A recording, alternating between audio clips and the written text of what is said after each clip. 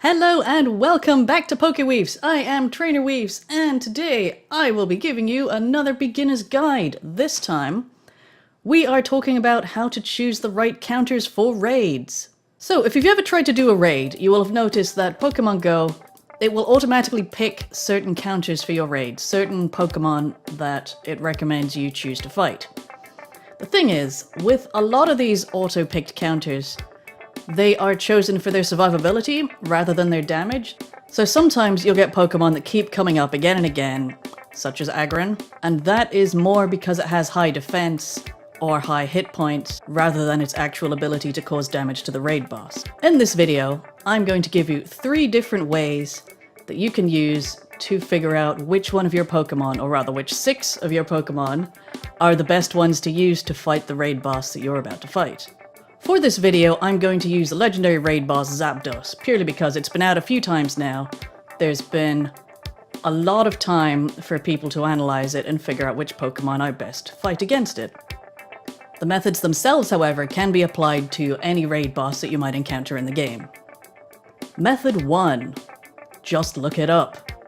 You'll find that as soon as a legendary raid boss is announced, graphics will appear all over the place, telling you which counters are the best to fight that boss.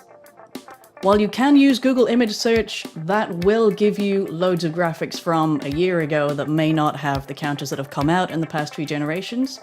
So what I usually do is go to the Sylph Road subreddit, which is basically my Bible.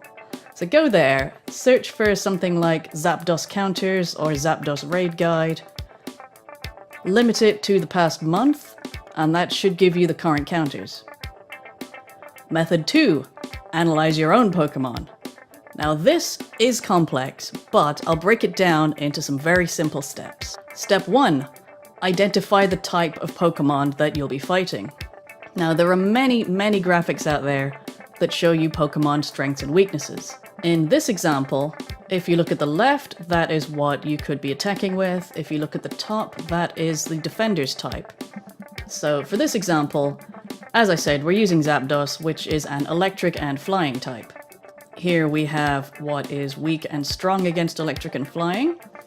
If we take the green pluses, that shows the types that are strong against both electric or flying types. So that narrows it down to Pokemon that can attack with electric moves, ice moves, ground moves, and rock moves. But electric is not strong against an electric Pokemon, so that cancels out the bonus you would get for flying. Ice is neutral against electric and has a bonus against flying, so we'll keep that. Ground is good against electric, but is, let's say, extra weak against flying, so we won't use that either. And rock is both neutral against electric and good against flying. So, at the end of our analysis, we realize that rock and ice are the types of attack we want to use.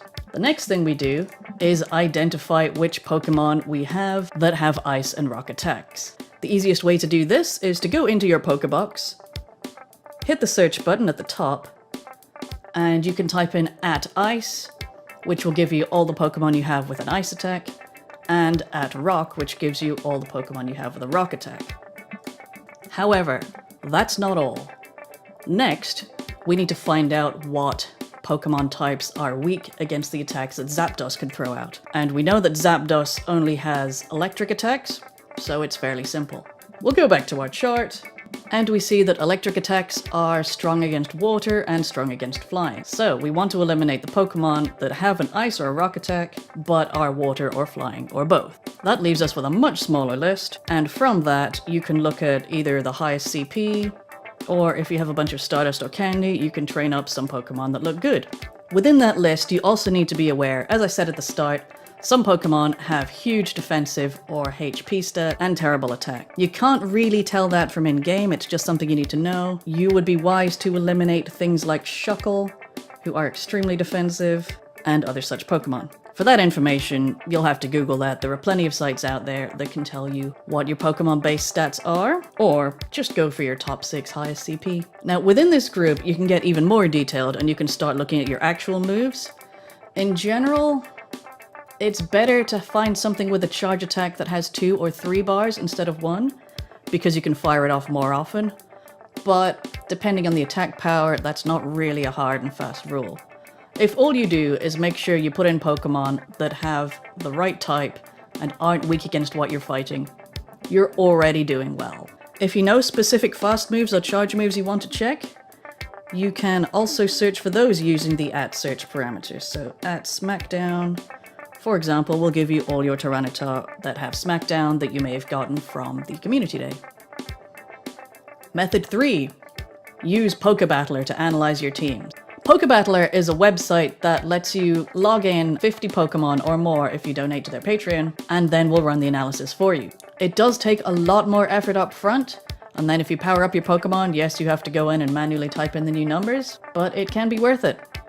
Once you've logged your top 50 Pokemon, you can go into their raid simulator. The people behind it will do a new raid guide every time a new raid boss comes out, so you barely even need to make an effort. In this case, we'll go to the Zapdos raid guide, and you can see on the bottom left there, Zapdos counters. That has gone through the Pokemon that I have uploaded, and I've said, okay, if I'm gonna fight a Zapdos with moveset Thundershock and Thunder, show me which best Pokemon I have that I should put in a battle team. And they're just right there for you. And that's basically it. Once again, there are 3 methods. 1, look it up because someone else has probably done the work. 2, do the analysis. First, you look at the type of the Pokemon you're fighting. Then you look at the types that your Pokemon have. And then you take away the weak Pokemon and you're done. Or 3, get a website to do the analysis for you. Easy. Good luck with fighting in raid battles in the future. Thank you very much for watching. Like if you learned something today, hit subscribe if you want to learn more, and goodbye.